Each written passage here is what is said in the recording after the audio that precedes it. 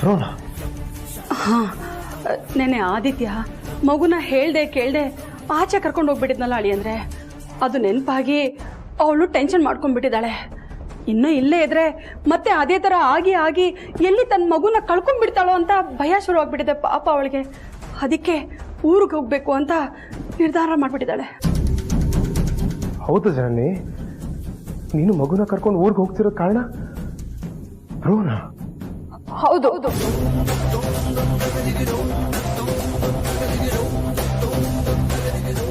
ಜನನಿ ಊರಿಗೆ ಹೋಗ್ತಾ ಇರೋದಕ್ಕೆ ಯಜಮಾನ್ ಹೊಣೆ ಮಾಡ್ತಾ ಇದ್ದಾಳ. ಜನನಿ, ಬ್ರೋ ಯಾರಿಗೂ ಹೇಳ್ದಂಗೆ ಮಗುನ ಕರ್ಕೊಂಡು ಶಾಪಿಂಗ್ ಹೋಗಿದ್ದಕ್ಕೆ ಬ್ರೋಗೆ ಹರ್ಟ್ ಆಗೋ ಥರ ಬೈದೆ.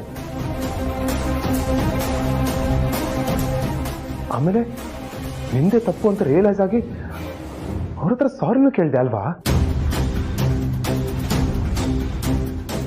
ಹಾಗೆ ಬೇಕಾದ್ರೆ ಮಗುನ ಹೊರಗಡೆ ಕರ್ಕೊಂಡು ಹೋಗ್ಬನ್ನಿ ಅಂತಲೂ ಹೇಳಿದೆ. ಈಗ ನೋಡಿದ್ರೆ ಎಲ್ಲ ಉಲ್ಟಾ ಹೊಡಿತಿದೆಯಲ್ಲ, ಯಾಕೆ?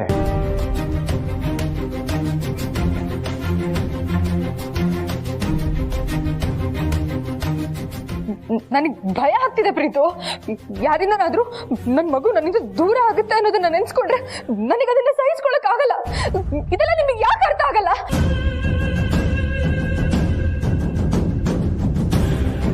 ಜನನಿ, ಜನನಿ ಏನಾಯ್ತಮ್ಮ? ಯಾಕೆ ಕೂಗ್ಕೋತಾ ಇದೀಯಾ? ಸ್ವಲ್ಪ ರಿಲ್ಯಾಕ್ಸ್ ಆಗು. Calm down, calm down.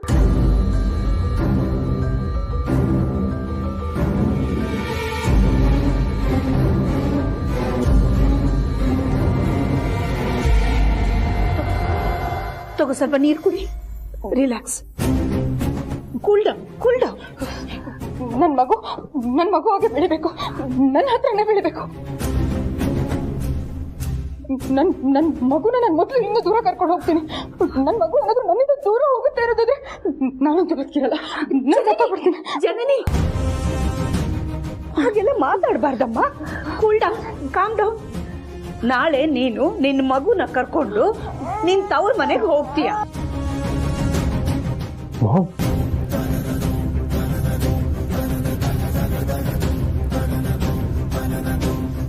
ನೋಡಮ್ಮ ಜನನಿ, ಪ್ರೀತುಗೆ ನೀನು ಊರಿಗೆ ಹೋಗ್ತೀಯ ಅಂತ ಹೇಳಿದ್ದೆ ಅಷ್ಟೇ, ಆದ್ರೆ ಕಾರಣ ತಿಳಿಸಿರ್ಲಿಲ್ಲ. ಅದಕ್ಕೆ ಕಾರಣ ಕೇಳ್ದ ಅಷ್ಟೇ. ಈಗ ಎಲ್ರಿಗೂ ಗೊತ್ತಾಯ್ತಲ್ಲ ಕಾರಣ ಏನು ಅಂತ. You relax.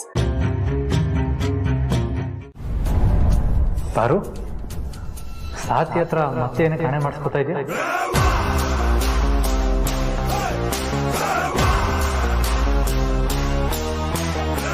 ಹಾ, ಅದೇ ಯಜಮಾನ್ರೆ, ಮಗು ವಿಷಯದಲ್ಲಿ ನಿಮ್ಮ ಹಠ ಮುಗೀತಾ? ಈಗ ಅಪ್ಪ ಶುರು ಮಾಡ್ಕೊಂಡಿದ್ದಾರೆ. ಮೊಮ್ಮಗು ನಂದು ಅಂತ ನಾನು ಎಲ್ಲರ ಹತ್ರ ಸತ್ಯ ಹೇಳ್ಬಿಡ್ತೀನಿ ಅಂತ.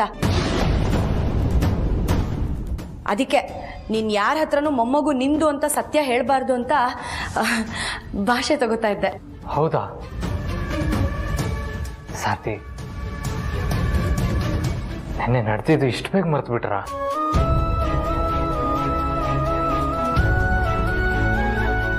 ಇನ್ನು ಕಾಲ ಮಿಂಚಿಲ್ಲ ಪಾರು. ಅರಸನ್ ಕೋಟೆಗೆ ಹೋಗಿ ನಮ್ಮ ಮಗುನ ಕರ್ಕೊಂಬರೋಣ ಬಾ. ನಾನ್ ಬರಲ್ಲ. ಮಗುನ ಕೇಳ್ಕೊಂಡು ನೀವು ಹೋಗ್ಬಾರ್ದು.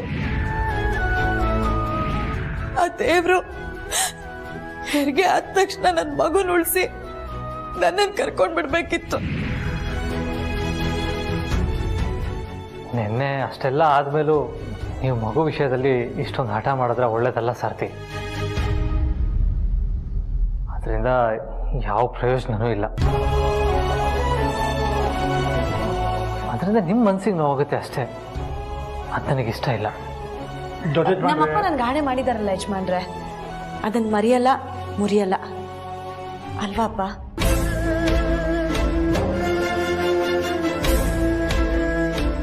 ಹೌದು, ನೀವೇನು ಯಜಮಾನ್ರೆ ಇಷ್ಟು ಬೇಗ ಬಂದ್ಬಿಟ್ಟಿದ್ದೀರಾ? ನಿಮ್ಮ ಜೊತೆ ಅಷ್ಟೆಲ್ಲ ಫೋನಲ್ಲಿ ಮಾತಾಡಿದ್ರು ಏನೋ ಸಮಾಧಾನನೇ ಆಗಲಿಲ್ಲ ಪಾರು. ಮನಸ್ಸಲ್ಲಿ ಏನೋ ಒಂಥರ ತಳಮಳ. ಆಟೋ ಓಡಿಸ್ತಾ ಇದ್ದೀನಿ, ಆದರೆ ಮನಸ್ಸು ಎಲ್ಲೋ ಇದೆ. ಆಕ್ಸಿಡೆಂಟ್ ಆಗೋದು ಜಸ್ಟ್ ಮಿಸ್ ಆಯ್ತು ಗೊತ್ತಾ? ಅಯ್ಯೋ ಏನಾಯ್ತು ಯಜಮಾನ್ರೆ, ನಿಮ್ಗೇನು ತೊಂದರೆ ಆಗಿಲ್ಲ ತಾನೆ? ಏನೂ ಆಗಿಲ್ಲ, ನನಗೆ ಹೇಳಿದ್ನಲ್ಲ ಆಕ್ಸಿಡೆಂಟ್ ಆಗೋದ್ರಲ್ಲಿ ಜಸ್ಟ್ ಮಿಸ್ ಆಯಿತು ಅಂತ. ಅದಕ್ಕೆ ಇವತ್ತು ಡ್ಯೂಟಿ ಮಾಡೋದು ಬೇಡ ಅಂತ ಮನೆಗೆ ಬಂದ್ಬಿಟ್ಟೆ. ನೀವು ಮನೆಗೆ ಬಂದು ಒಳ್ಳೆ ಕೆಲಸನೇ ಮಾಡಿದ್ರಿ. ಇನ್ನೊಂದು ಸ್ವಲ್ಪ ಬೇಗ ಬಂದಿದ್ದರೆ ಚೆನ್ನಾಗಿರ್ತಿತ್ತು. ಹೌದಾ? ಏಕೆ? ಹಾಗಂತ ನೀವ್ ಆಡಿದ್ದೆ ಆಟ, ನಡೆದಿದ್ದೆ ದಾರಿ ಅಂತ ಅಂದ್ಕೊಂಡ್ಬಿಡ್ಬೇಡಿ. ಚೆನ್ನಾಗಿ ತಲೆ ಕೆಡಿಸಿ ಮಗು ಸಮೇತ ಊರಿಗೆ ಕರ್ಕೊಂಡು ಹೋಗ್ತಿದ್ದೀರಂತೆ. ಅಲ್ಲ, ನನ್ ಮಗಳು ನನ್ ಮೊಮ್ಮಗುನ ನಾನು ನಮ್ಮೂರು ಕರ್ಕೊಂಡು ಹೋಗ್ತೀನಿ ಅಂದ್ರೆ ನೀನ್ ಯಾಕೆ ಹೀಗೆ ಗಂಟ್ಲು ಹರ್ಕೊಳ್ತಾ ಇದೀಯಾ? ಯಾವ್ದ್ರೆ ನಿಮ್ಮ ಮಗು? ಅದು ನಮ್ ಅಂದ್ರೆ ಅದು ಅರಸೋನ್ ಕೋಟೆ ಕುಡಿ ಅಖಿಲಮ್ಮವ್ರ ಮೊಮ್ಮಗು, ತಮ್ಮ ಮೊಮ್ಮಗು ಅಂತ ಹೇಳ್ತಾ ಇದಾರೆ ಅಷ್ಟೇ.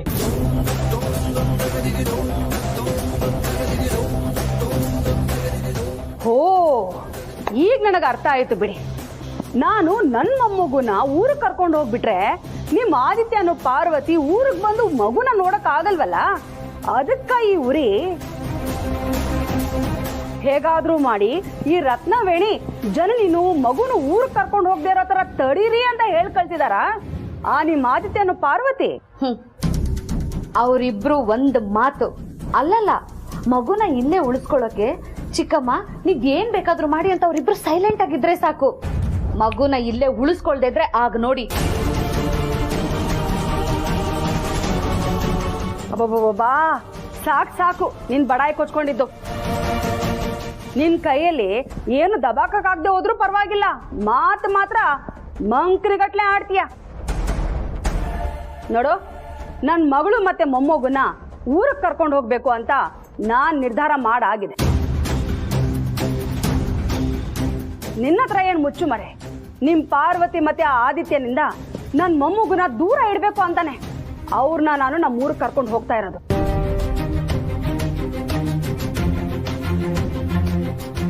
ಅದನ್ನ ನಿನ್ ಕೈಯಲ್ಲಿ ತಡೆಯಕ್ಕಾಗಲ್ಲ. ಯಾಕಂದ್ರೆ ಈಗಾಗ್ಲೇ ನನ್ಗೆ ರಘುವಣ್ಣನಿಂದ ಅಖಿಲ ಅತ್ತಿಗೆಯಿಂದ ಅಪ್ಪಣಿನೂ ಸಿಕ್ಕಾಗಿದೆ. ರಾತ್ರಿ ಕಳೆದು ಬೆಳಕಾಗ್ತಿದ್ದ ಹಾಗೆ ನಾನು ನನ್ನ ಮಗಳು ಮೊಮ್ಮಗುನ ಕರ್ಕೊಂಡು ಇಲ್ಲಿಂದ ಹೋಗ್ತಾ ಇರ್ತೀನಿ. ಅದನ್ನ ತಡೆಯಕ್ಕೆ ಯಾರಿಂದನೂ ಸಾಧ್ಯ ಇಲ್ಲ. ಅರ್ಥ ಆಯ್ತಾ? ಸರ್ಕ ಈ ಕಡೆ. ಎಷ್ಟು ದುರಹಂಕಾರ ಆ ಹೆಂಗಸಿಗೆ. ನೀನೇನ್ ಸಾವಿತ್ರಿ ನಾನ್ ಸತ್ಯ ಹೇಳೋದನ್ನ ತಡೆದಿದ್ದು? ರತ್ನವೇಣಿಗಾದ್ರೂ ಸತ್ಯ ಏನು ಅಂತ ಹೇಳ್ಬೋದಿತ್ತಲ್ವಾ? ಮಗು ನಿನ್ನ ಅಕ್ಕನ ಮಗಳು ಹೆತ್ತಿದ್ದಲ್ಲ, ನಮ್ ಪಾರ್ವತಿ ಹೆತ್ತ ಮಗು ಅಂತ. ಅಕ್ಕನ ಮಗಳ ಪ್ರಾಣ ಉಳ್ಸೋಕೆ ಅವಳು ಕರುಳು ಬಳಿನ ಕಿತ್ಕೊಟ್ಟಿದ್ದಾಳೆ ಅಂತ. ಆಗ ನಮ್ ಪಾರ್ವತಿ ತ್ಯಾಗದ ಬೆಲೆ ಏನು ಅಂತ ಅವಳಿಗೆ ಗೊತ್ತಾಗಿರೋದು. ಮಗು ನಿಲ್ಲಿಂದ ಕರ್ಕೊಂಡು ಹೋಗೋದನ್ನ ನಿಲ್ಲಿಸ್ತಿದ್ಲು. ಅವ್ರಿಗೆ ನಿಜ ಗೊತ್ತಾಗೋಗಿದ್ರೆ ಒಳ್ಳೇದಾಗೋದಕ್ಕಿಂತ ಕೆಟ್ಟದಾಗೋದೇ ಹೆಚ್ಚಾಗಿತ್ತು ಅಮ್ಮೋರೆ. ಅದಕ್ಕೆ ತಡೆದೆ. ಹೇಗೆ ಹೇಳ್ತೀಯ? ಆ ರತ್ನವೇಣಿಯವರು ತಮ್ಮ ಮಗಳ ಆರೋಗ್ಯ ದೃಷ್ಟಿಯಿಂದ ಜನನಿ ಅಮ್ಮವ್ರಿಗೆ ನಿಜ ಹೇಳಲ್ಲ ಅಂತ ಇಟ್ಕೊಳ್ಳೋಣ. ಮಗು ಪಾಲಿಗೆ ಒಳ್ಳೆ ದಿನಗಳು ಮುಗಿದು ಹೋಗುದು ಅಂತ ಲೆಕ್ಕ. ಹೌದಾ? ಏನಾದರೂ ಮುಖ್ಯವಾದ ವಿಷಯ ಇಲ್ಲ ಅಂದ್ರೆ ಅವ್ರು ಫೋನ್ ಮಾಡಲ್ವಲ್ಲ? ಏನಂತೆ? ಯಜಮಾನ್ರೆ, ಅದು ದಾಮಿನಿ ಚಿಕ್ಕತ್ತೆ ನೀವು ಮನೆಗೆ ಬಂದಿದ್ದನ್ನ ನೋಡಿದ್ರಂತೆ. ಯಾಕೆ ಆದಿ ಇಷ್ಟು ಮಧ್ಯಾಹ್ನನೇ ಮನೆಗೆ ಬಂದಿದ್ದಾನೆ, ಹುಷಾರಾಗಿದ್ದಂತಾನೆ ಅಂತ ಕೇಳಿದ್ರು. ಹಾ, ಹುಷಾರಾಗಿದ್ದಾರೆ ಅಂತ ಹೇಳಿ ಫೋನ್ ಇಟ್ಟೆ ಅಷ್ಟೆ. ಹೌದಾ? ಚಿಕ್ಕಮ್ಮ ಹೇಗಿದ್ದವರು ಹೇಗೆ ಬದಲಾದ್ರು ಅಲ್ವಾ? ಹಾಗೆ ರತ್ನವೇಣಿಯವರು ಬದಲಾದ್ರೆ ಎಷ್ಟು ಚೆನ್ನಾಗಿರುತ್ತೆ ಅಲ್ವಾ? ನಾವು ನಮ್ಮ ಮಗುನ ಯಾವಾಗ ಬೇಕಾದರೂ ಹೋಗಿ ನೋಡ್ಕೊ ಬರ್ಬೋದು. ಆದರೂ ಅತಿ ಆಸೆ ಒಳ್ಳೇದಲ್ಲ. ದಿನಕ್ಕೆ ಒಂದ್ಸಲಿನಾದರೂ ನಮ್ಮ ಮಗು ಮುಖ ನೋಡೋ ಅವಕಾಶನ ದೇವ್ರು ಮಾಡಿಕೊಟ್ಟಿದ್ದಾನಲ್ಲ, ಅಷ್ಟು ಸಾಕು. ಸರ್ತಿ, ಇವತ್ತು ನೀವು ಕಾಫಿ ಮಾಡ್ಕೊಂಬಂದ್ರಾ? ಥ್ಯಾಂಕ್ಸ್.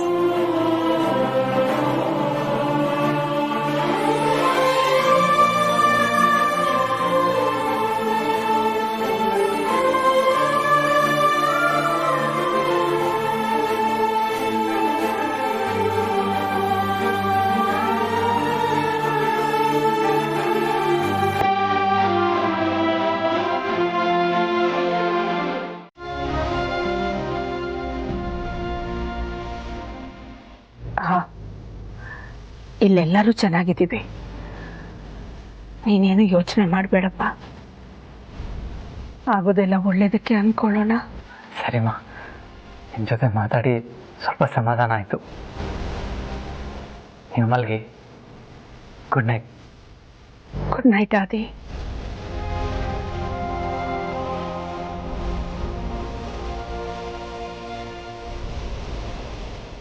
ಯಾಕೋ ಮನಸ್ಸಿಗೆ ತುಂಬ ತಳಮಳ ಆಗ್ತಿದೆಯಮ್ಮ ಅಂತ ಫೋನ್ ಮಾಡಿದ್ದ ಪಾಪ.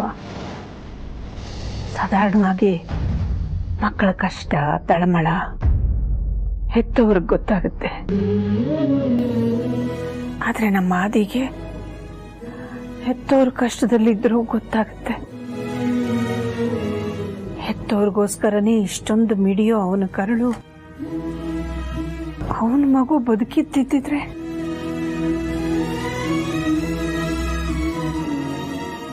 ಪಾಪ ಆದಿ ಪಾರ್ವತಿ.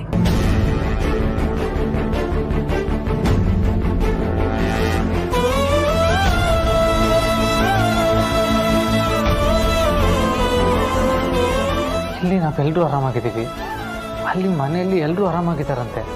ಆದರೆ ನನ್ನ ಮನಸ್ಸಿಗೆ ಮಾತ್ರ ಒಂಥರ ತಳಮಳ ಆಗ್ತಾ ಇದೆಯಲ್ಲ, ಯಾಕೆ ಅಂತಾನೆ ಗೊತ್ತಾಗ್ತಾ ಇಲ್ಲ ಪಾರು.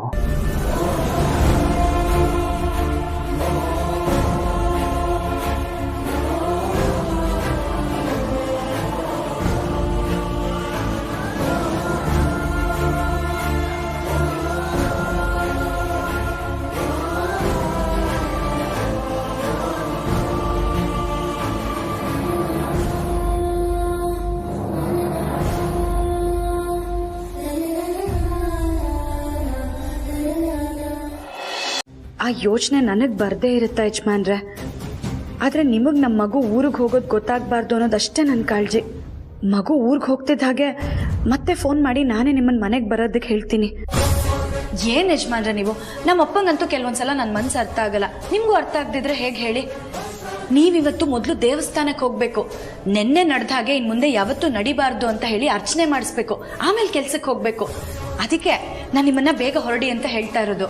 ಪರೋ, ಯಜಮಾನರು ದೇವಸ್ಥಾನಕ್ಕೆ ಹೋಗ್ಲಿ ಅಂತಾನೆ ಇಷ್ಟೊಂದು ಅವಸರ ಮಾಡ್ತಿದೀಯಾ? ಅಲ್ಲ, ಸಾಮಾನ್ಯವಾಗಿ ದೇವಸ್ಥಾನಕ್ಕಿಬ್ರು ಒಟ್ಟಿಗೆ ತಾನೇ ಹೋಗಿ ಬರೋದು. ಆದರೆ ಆಗ್ಲಿಂದ ದೊಡ್ಡ ಯಜಮಾನ್ರು ಮಾತ್ರ ಹೊರಡಿ ಅಂತ ಅವಸರ ಪಡಿಸ್ತಿದೆಯಲ್ಲ, ಅದಕ್ಕೆ ಕೇಳಿದೆ ಅಷ್ಟೇ. ಇಲ್ಲಪ್ಪ, ಇವತ್ತು ನಾನು ದೇವಸ್ಥಾನಕ್ಕೆ ಹೋಗ್ತಾ ಇಲ್ಲ. ಯಾಕೆ ಪಾರು? ಯಾಕೆ ಅಂದ್ರೆ ನನ್ನನ್ನು ದೇವಸ್ಥಾನಕ್ಕೆ ನೀವು ಕರ್ಕೊಂಡು ಹೋದ್ರೆ ಮತ್ತೆ ಬಿಡೋದಕ್ಕೆ ಅರಸನ್ ಕೋಟೆಗೆ ಬಂದೇ ಬರ್ತೀರಾ. ಇವತ್ತಂತೂ ಅದು ಬೇಡವೇ ಬೇಡ. ಇವತ್ತಂತೂ ಬೇಡ ಅಂದ್ರೆ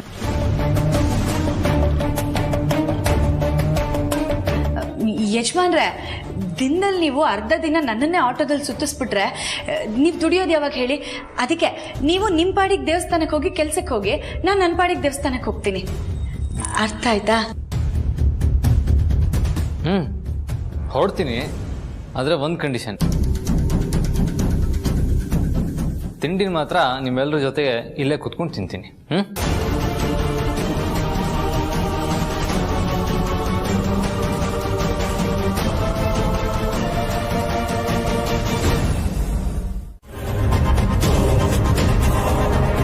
ಇನ್ನೇನೇ ಇದ್ರು ನೀನ್ ತಿಂಡಿ ತಿಂದ್ಬಿಟ್ರೆ ಹೊರಡಕ್ಕೆ ಅನುಕೂಲ ಆಗುತ್ತಮ್ಮ. ಹೊರಡ್ತಾ ಇರೋದು ಕಾರಲ್ಲೇ ಆದ್ರೂ ಉರಿ ಬಿಸಿಲಲ್ಲಿ ಮಗುನ ಕರ್ಕೊಂಡು ಪ್ರಯಾಣ ಮಾಡೋದು ಅಷ್ಟು ಒಳ್ಳೇದಲ್ಲಮ್ಮ. ನಾವು ಹೊರಡನ್ವಾ ಬೇಗ?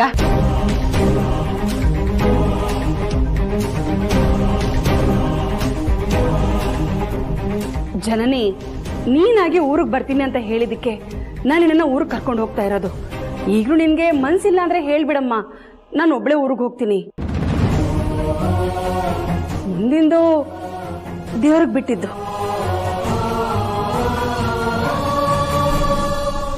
ಇಲ್ಲ ಇಲ್ಲ, ನಾನು ನಿಮ್ಮ ಜೊತೆ ಊರಿಗೆ ಬರ್ತೀನಿ.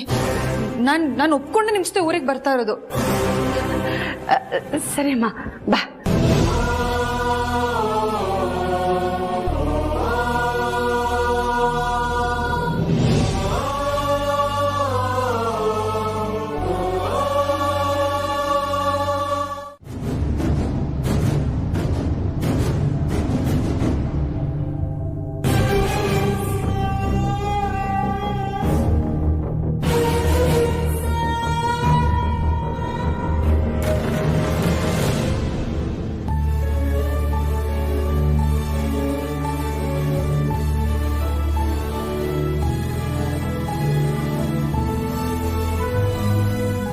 ಜನನಿ ನಿನ್ನ ಮಗುನ ಕರ್ಕೊಂಡು ಊರಿಗೆ ಹೋಗ್ಲೇಬೇಕೇನಮ್ಮ? ಅದೇನಂದ್ರೆ ನೀನು ಮಗು ಊರಿಗೆ ಹೋಗ್ಬಿಟ್ರೆ ಇಡೀ ಅರಸನಕೋಟೆ ಖುಷಿನೇ ಕಿತ್ಕೊಂಡು ಹೋದಂಗೆ ಆಗುತ್ತಲ್ವನಮ್ಮ? ನೋಡಮ್ಮ ದಾಮಿನಿ,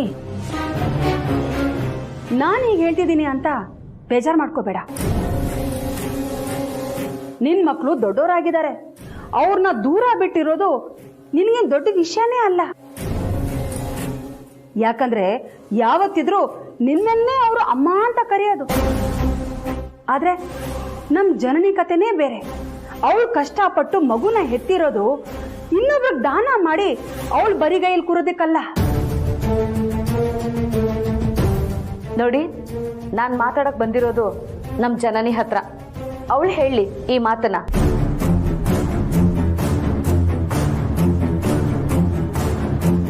ನಮ್ ಚಿಕ್ಕಮ್ಮನ ಮಾತೆ ನನ್ನ ಮಾತು ಚಿಕ್ಕತ್ತೆ.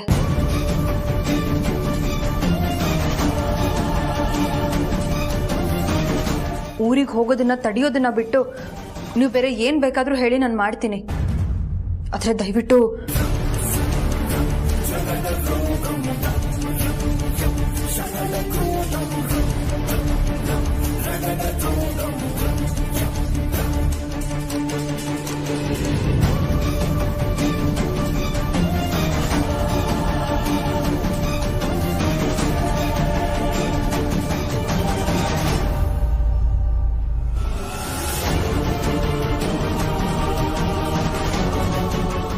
ಭಗವಂತ, ಈ ಮಗು ಊರಿಗೆ ಹೋಗ್ತಿರೋದಕ್ಕೆ ನನಗೆ ಇಷ್ಟು ಸಂಕಟ ಆಗ್ತಿದೆ. ಇನ್ನು ಹೆತ್ತು ಓಡಲಿನ ಕಥೆ ಏನಾಗಿರ್ಬೇಡ. ನಮ್ಮ ಪಾರ್ವತಿಗೆ ಇಷ್ಟು ದೊಡ್ಡ ಅನ್ಯಾಯ ಮಾಡ್ಬೇಡಪ್ಪ. ಆಮೇಲೆ ಜಗತ್ತು ಒಳ್ಳೆಯವ್ರಿಗೆ ಕಾಲ ಇಲ್ಲ ಅಂತ ನಂಬ್ಕೊಂಡ್ಬಿಡತ್ತೆ. ಈ ಮಗು ಹೆತ್ತು ತಂದೆ ತಾಯಿನ ಬಿಟ್ಟು ಊರಿಗೆ ಹೋಗ್ತಾ ಇರೋದನ್ನ ಹೇಗಾದ್ರೂ ಮಾಡಿ ತಡಿಯಪ್ಪ ಪ್ಲೀಸ್.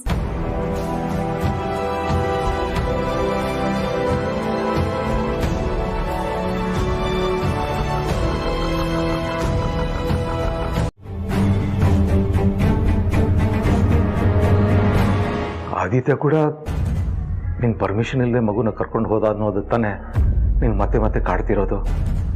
ಅದಕ್ಕೆ ಕೇಳಿದೆನಮ್ಮ. ಆದಿತ್ಯನಿಗೆ ಆ ಸ್ವಾತಂತ್ರ್ಯ ಇಲ್ಲ ಅಂದಮೇಲೆ ಅವನ ಅಪ್ಪನಾಗಿ ನನಗೂ ಸ್ವಾತಂತ್ರ್ಯ ಇಲ್ಲ ಅಲ್ವಾ? ನನ್ನ ಮಗನಿಗೊಂದು ನ್ಯಾಯ, ನನಗೊಂದು ನ್ಯಾಯ ಅನ್ನೋದು ನಾನು ತಾನೇ ಹೇಗೆ ಒಪ್ಕೊಳಕ್ಕಾಗುತ್ತೆ? ಪ್ಲೀಸ್ ಮಾವ, ನೀವು ಮಗುನ ಎತ್ಕೊಳ್ಳಿ. ಲಕ್ಷ್ಮಿ ಪುಟ್ಟಮ್ಮ, ಬಾಪ ಬಾಪ ಬಾಪ ಬಾ.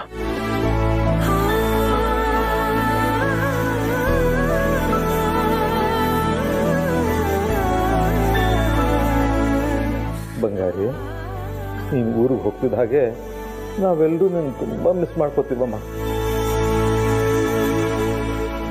ಯಾಕಂದ್ರೆ ನಮ್ಮ ದಿನ ಶುರು ಆಗ್ತಿದ್ದೆ ನಿನ್ನ ಮುದ್ದು ಮುಖ ನೋಡಿಕೊಂಡು, ನಿನ್ನ ನಗು ಕೇಳಿಸ್ಕೊಂಡು ನಮ್ಮ ಇಡೀ ದಿನ ನಿನ್ನ ಸುತ್ತಾನೇ ಸುತ್ತಾ ಇರುತ್ತೆ. ರಾತ್ರಿ ಮುಗಿತಾ ಇದ್ದಿದ್ದು ನೀನು ಹಾಯಾಗಿ ಮಲಗಿರೋದನ್ನ ನೋಡಿ. ಆದರೆ ಈಗ ನೀನು ಹೋದ್ಮೇಲೆ ನಮ್ಮ ಬಹಳ ಬರಡು ಭೂಮಿ ಆಗ್ಬಿಡ್ತಲ್ಲ ಬಂಗಾರಿ. ಯಾಕೋ ಈ ರಘು ಅಣ್ಣ ಜನನಿ ಮತ್ತೆ ಮಗುನ ಊರಿಗೆ ಬರೋದನ್ನ ತಡೆಯೋದಿಕ್ಕೆ ಬಂದಿದ್ದಾರೆ ಅಂತ ಅನಿಸ್ತಾ ಇದೆ. ಅರಸನ ಕೋಟೆ ಗೇಟ್ ದಾಟೋವರೆಗೂ ಜನನಿ ಬುದ್ಧಿ ಒಂದು ಇಂಚು ಆ ಕಡೆ ಈ ಕಡೆ ಬದಲಾಗದೆ ಇರೋ ಹಾಗೆ ನಾನು ನೋಡ್ಕೋಬೇಕು. ಜನನಿ, ನಾವು ಬೇಗ ಹೊರಟ್ರೆ ಬೇಗ ಊರು ತಲುಪಬಹುದು ಅಲ್ವೇನಮ್ಮ? ಅಲ್ಲಿ ಬೇರೆ ಊರಲ್ಲಿ ನಾವಿನ್ನೇನು ಬೆಂಗಳೂರು ಬಿಡ್ತಾ ಇದ್ದೀವಿ ಅಂತ ಫೋನ್ ಮಾಡಿ ಹೇಳಿಬಿಟ್ಟಿದ್ದೀನಿ. ಅಲ್ಲಿ ನಿನಗೋಸ್ಕರ ಮಗುಗೋಸ್ಕರ ಎಲ್ಲರೂ ಕಾಯ್ತಾ ಇರ್ತಾರೆ. ಅವ್ರಿಗೆ ಬೇಜಾರು ಮಾಡಬಾರ್ದು ಅಲ್ವೇನಮ್ಮ? ಹೊರಡಲ್ವಾ? ಜನನಿ, ಮಗುಗೋಸ್ಕರ ಅಖಿಲ ಸ್ವೆಟರ್ ಹೆಣಿಯಕ್ಕೆ ಶುರು ಮಾಡಿದ್ಲು. ನೀವು ಊರಿಗೆ ಹೋಗೋದು ಸಡನ್ನಾಗಿ ಡಿಸೈಡ್ ಆಯ್ತಲ್ಲ. ಅವಳು ಬೆಳಗ್ಗೆ ಕಾಫಿ ಕುಡಿದು ಕೂತವಳು ಇನ್ನೂ ಹೆಣಿತಾ ಇದ್ದಾಳೆ. ಇನ್ನೇನು ಅರ್ಧ ಗಂಟೆಯಲ್ಲಿ ಮುಗಿಯುತ್ತೆ. ಅಲ್ಲಿವರೆಗೂ ಸ್ವಲ್ಪ ಕಾಯ್ಬೋದಲ್ವಾ? ಸರಿ ಮಾವ.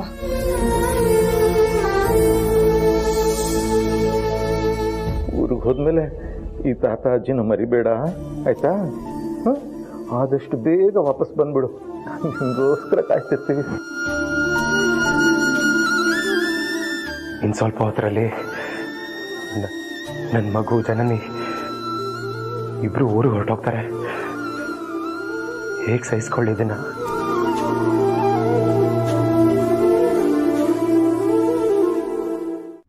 ಚಿಕ್ಕತ್ತೆ ಫೋನ್ ಮಾಡಿದ್ರು, ಮಗುನ ನೋಡೋದಕ್ಕೆ ನಾನು ಅರ್ಸನ್ ಕೋಟೆಗೆ ಹೋಗ್ಬಾರ್ದು.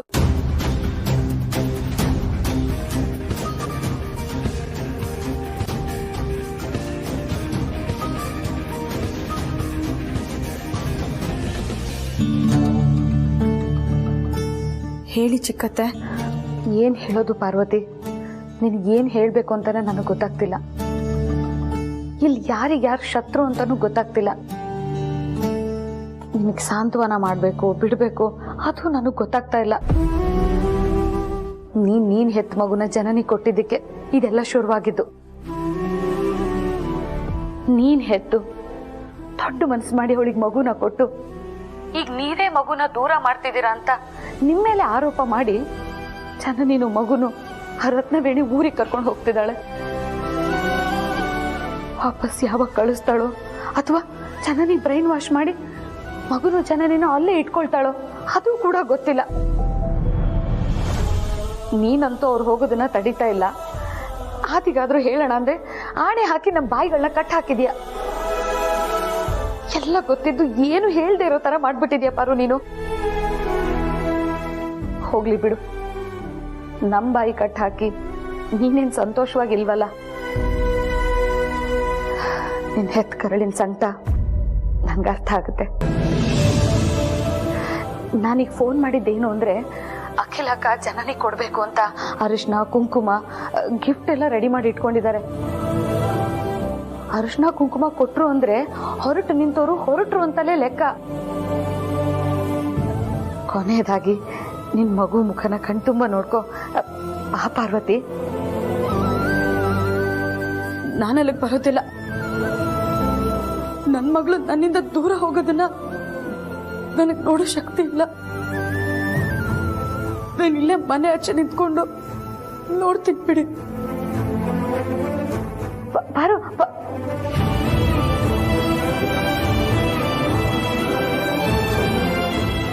ಫ್ರೆಂಡ್ಸ್, ಈ ಪಾರ್ವತಿದು ಅತಿ ಆಯ್ತು ಅಂತ ನಿಮಗೆ ಅನ್ನಿಸ್ತಾ ಇಲ್ವಾ? ಅಲ್ಲ, ಇದು ಒಳ್ಳೆತನದ ಪರಮಾವಧಿನೋ ದಡ್ಡತನದ ಅತಿರೇಕನೋ ಏನೂ ಅರ್ಥನೇ ಆಗ್ತಿಲ್ಲ. ಆದ್ರೆ ತಾಯಿ ಮಗಳು ದೂರ ಆಗೋದನ್ನ ನನ್ನ ಕೈಲಿ ನೋಡಕ್ಕಾಗಲ್ಲ. ಭಗವಂತ ಪ್ಲೀಸ್ ಇದಕ್ಕೆ ನೀನೇ ಏನಾದರೂ ಮಾಡ್ಬೇಕಪ್ಪ.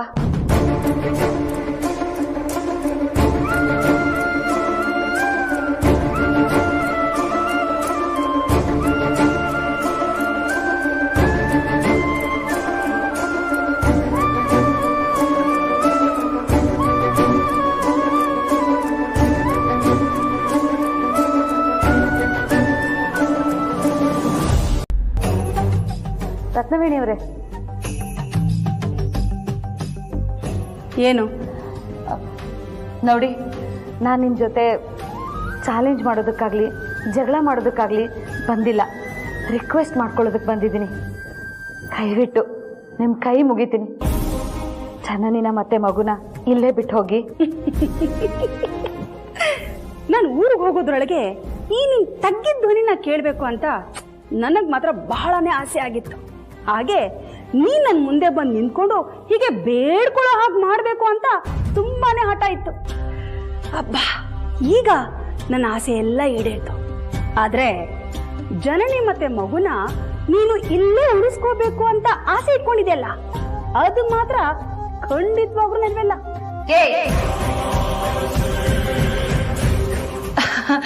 ಸರಿಯಾಗಿ ಟೈಮಿಗೆ ಬಂದೇಕಂದ, ನಡಿ ಹೋಗೋಣ ಬಾ.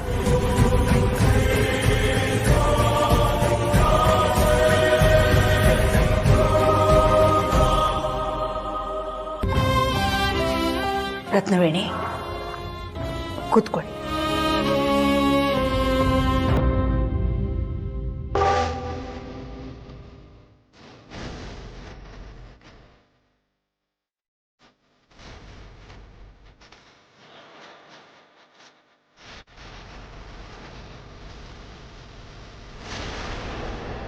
ಜನನಿ, ಅಮ್ಮ ಕೂತ್ಕೊ.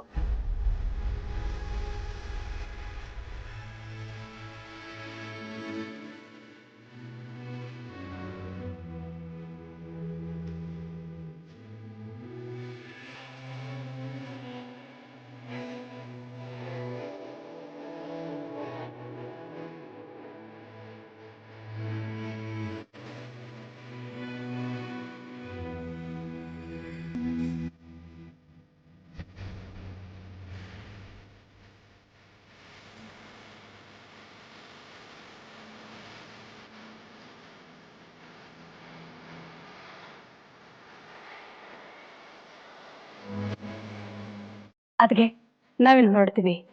ಜನನಿ ಹೊರಡನ್ವಮ್ಮ. ಅಯ್ಯೋ ಹೋಗಿ ಬರ್ತಿದೀಯಾನೆ, ಆದಷ್ಟು ಬೇಗ ನಮ್ಮ ಮನೆ ಸೊಸೆ ನಮ್ಮ ಮೊಮ್ಮಗುನ ವಾಪಸ್ ಕರ್ಕೊಂಡು ಬಂದ್ಬಿಡಿ. ಸರಿ ಅಣ್ಣ, ಹೊರಡನ್ವಮ್ಮ.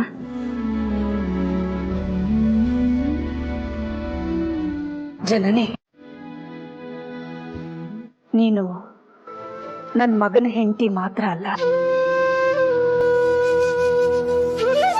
ನನ್ನ ಅಣ್ಣನ ಮಗಳು ಕೂಡ. ಅವರಲ್ಲಿರೋ ಒಳ್ಳೆತನ, ಸಂಸ್ಕಾರ, ಮೆಚೂರಿಟಿ ನಿನ್ನಲ್ಲೂ ಇದ್ದೇ ಇರುತ್ತೆ. ಅದಕ್ಕೆ ನಿನ್ನ ಹತ್ರ ಕೆಲವು ವಿಷಯಗಳನ್ನ ಶೇರ್ ಮಾಡ್ಕೋಬೇಕು ಅನ್ನಿಸ್ತಿದೆ. ಹೇಳ್ಕೋಬೋದಾ?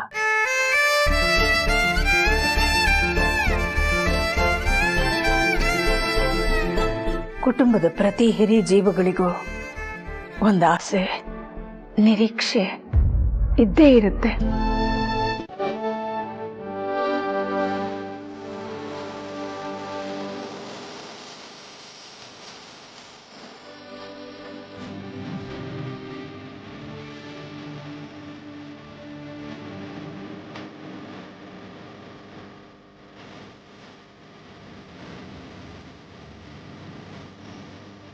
ನಾನು ಇಷ್ಟು ಕೇಳ್ಕೊಂಡ್ರು ನನ್ನ ತಮ್ಮನ ಮನ್ಸು ಬದಲಾಗ್ಲಿಲ್ವಾ?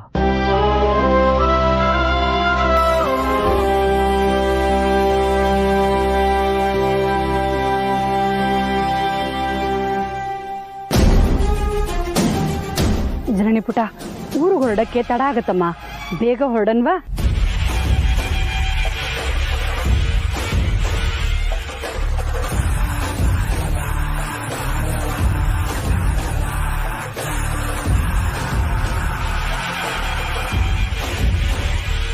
ಪ್ರೀತು, ಹೋಗಿ ಬರ್ತೀನಿ.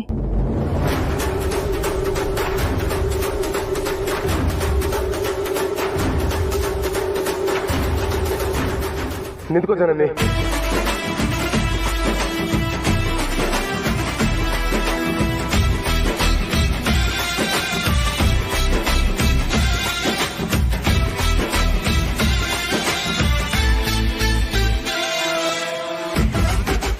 ಮಗು ಎಲ್ಲೂ ಹೋಗಲ್ಲ, ಇಲ್ಲೇ ಇರುತ್ತೆ.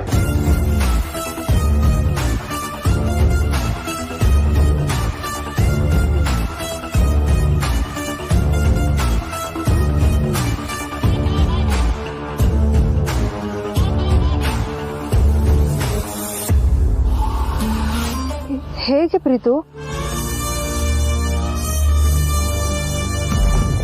ಯಾಕೆಂದ್ರೆ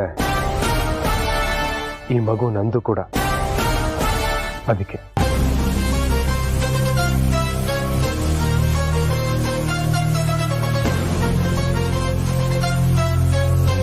ಈಗಲೂ ಊರಿಗೆ ಹೋಗ್ಲೇಬೇಕು ಅಂದ್ರೆ ನಿಮ್ ಚಿಕ್ಕಮ್ಮ ಬೇಕಾದ್ರೆ ಹೋಗ್ಲಿ. ಯಾಕಂದ್ರೆ ಅವ್ರು ಇಲ್ಲಿಗೆ ಬಂದು ಬಹಳ ದಿವಸ ಆಯ್ತು. ಆದ್ರೆ ನೀನು ಮಗು ಹೋಗೋದು ನನಗೆ ಸ್ವಲ್ಪನೂ ಇಷ್ಟ ಇಲ್ಲ.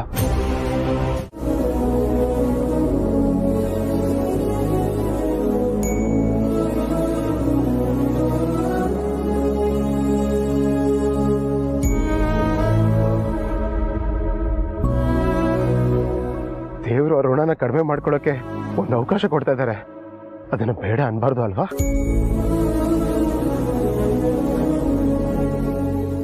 ಅರ್ಥನ್ ಕೋಟೆಗೆ ಒಂದೇ ಮಗು ಆಗಿರ್ಬೋದು, ಆದ್ರೆ ಅಪ್ಪ ಅಮ್ಮಂದಿರು ನಮ್ 4 ಜನ ಅನ್ನೋ ತರ ಬದುಕಬೇಕು.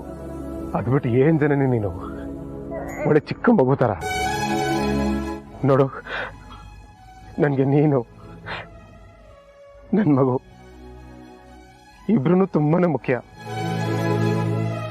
ಒಂದ್ ವೇಳೆ ನೀನ್ ಹೆರಿಗೆ ಆಗ್ತಿದ್ದಾಗೇನೆ ಬಾಣತನಕ್ಕೆ ಅಂತ ತವ್ರ ಮನೆಗೆ ಹೋಗಿದ್ರೆ ಎಲ್ಲರೂ ಈಸಿಯಾಗಿ ತಗೊಳ್ತಾ ಇದ್ರು.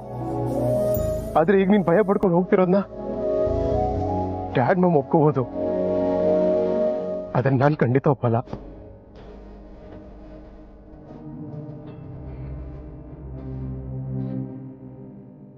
ನಿನ್ ನಿಜವಾಗ್ಲೂ ನನ್ನ ಮೇಲೆ ಪ್ರೀತಿ ಇದ್ರೆ ನೀನಾಗ್ಲಿ ಮಗು ಆಗ್ಲಿ ಅರ್ಸನ್ ಕೋಟೆ ಬಿಟ್ಟು ಹೋಗ್ಬಾರ್ದು. ಇಲ್ಲ ಅಂದ್ರೆ ನಿನ್ನಿಷ್ಟ.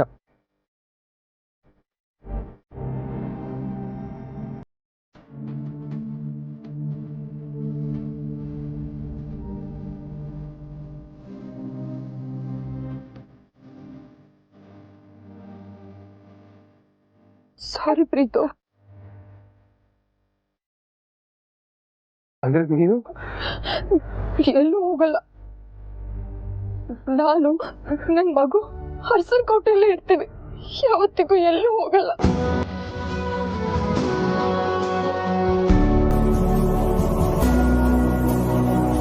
ಮಗುನ ಊರಿಗೆ ಕರ್ಕೊಂಡು ಹೋಗ್ತಿದ್ದ ವಿಷಯ ನಂಗೆ ನೆನ್ನೆನೆ ಗೊತ್ತಿತ್ತು ಯಜಮಾನ್ರೆ.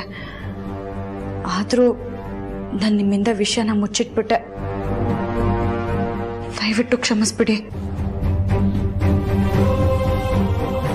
ಅಂತ ತಪ್ಪು ನೀನೇನು ಮಾಡಿಲ್ಲ ಪಾರು. ಮಗುನ ಜಾನಿ ಊರಿಗೆ ಕರ್ಕೊಂಡು ಹೋಗೋದು ಮೊದಲೇ ಡಿಸೈಡ್ ಆಗಿತ್ತು. ಅದನ್ನಂತೂ ನಿನ್ನಿಂದ ತಪ್ಸೋದಕ್ಕೆ ಆಗ್ತಾ ಇರಲಿಲ್ಲ. ಅದು ಅಲ್ಲದೆ ಮಗುನ ಊರಿಗೆ ಕರ್ಕೊಂಡು ಹೋಗೋದನ್ನ ನನ್ನಿಂದ ನೋಡೋದಕ್ಕಾಗಲ್ಲ ಅಂತ ನಿನಗೆ ಚೆನ್ನಾಗಿ ಗೊತ್ತಿತ್ತು. ಅದಕ್ಕೆ ಈ ವಿಷಯನ ಮುಚ್ಚಿಟ್ಟಿರ್ತೀಯ, ಹೌದು ತಾನೆ? ಅಷ್ಟಂತೂ ನಾನು ಇನ್ನು ಅರ್ಥ ಮಾಡ್ಕೊಂಡಿದ್ದೀನಿ ಪಾರು. ಮಗು ಊರಿಗೆ ಹೋಗ್ತಾ ಇದೆ, ಆ ವಿಷಯ ಮೊದಲೇ ನಿನಗೆ ಗೊತ್ತಿತ್ತು ಅಂತ ನನಗೆ ಗೊತ್ತಾದ ತಕ್ಷಣ ಒಂದ್ಸಲ ನಿನ್ನ ಮೇಲೆ ಕೋಪ ಬಂತು. ಆದರೆ ಇವಾಗ ನಿನ್ನ ಮೇಲೆ ಒಂದು ಸಣ್ಣ ಬೇಜಾರು ಇಲ್ಲ ಪಾರು. ಯಾಕೆಂದರೆ ನೀನು ಏನೇ ಮಾಡಿದ್ರೂ ಅದ್ರ ಹಿಂದೆ ಒಂದು ಒಳ್ಳೆ ಉದ್ದೇಶ ಇರುತ್ತೆ ಅಂತ ನನಗೆ ಚೆನ್ನಾಗಿ ಗೊತ್ತು. ಈಗಲೂ ಅಂಥ ಒಳ್ಳೆ ಉದ್ದೇಶನೇ ಇದ್ದಿದ್ದು. ನಡೀತಿರೋದೆಲ್ಲ ನೋಡಿ ನಾನು ಎಷ್ಟು ಹೆದರ್ಕೊಂಡ್ಬಿಟ್ಟಿದ್ದೆ ಗೊತ್ತಾ. ಮಗು ಊರಿಗೆ ಹೊಟ್ಟೋಗುತ್ತೆ, ಇವತ್ತಲ್ಲ ನಾಳೆ ನಿಮಗೆ ಆ ವಿಷಯ ಗೊತ್ತಾಗುತ್ತೆ. ಮಗುನ ನೆನೆಸ್ಕೊಂಡು ನೀವಿಬ್ರು ಎಷ್ಟು ಕೊರಗ್ತೀರಿ ಅಂತ ಬೇಜಾರಾಗೋಗಿತ್ತು. ದೇವರೇ ಚಿಕ್ಕ ಯಜಮಾನ್ರ ರೂಪದಲ್ಲಿ ಬಂದು ಜನನಿ ಮಗುನ ಕರ್ಕೊಂಡು ಹೋಗೋದನ್ನ ತಪ್ಪಿಸಿದ್ರು.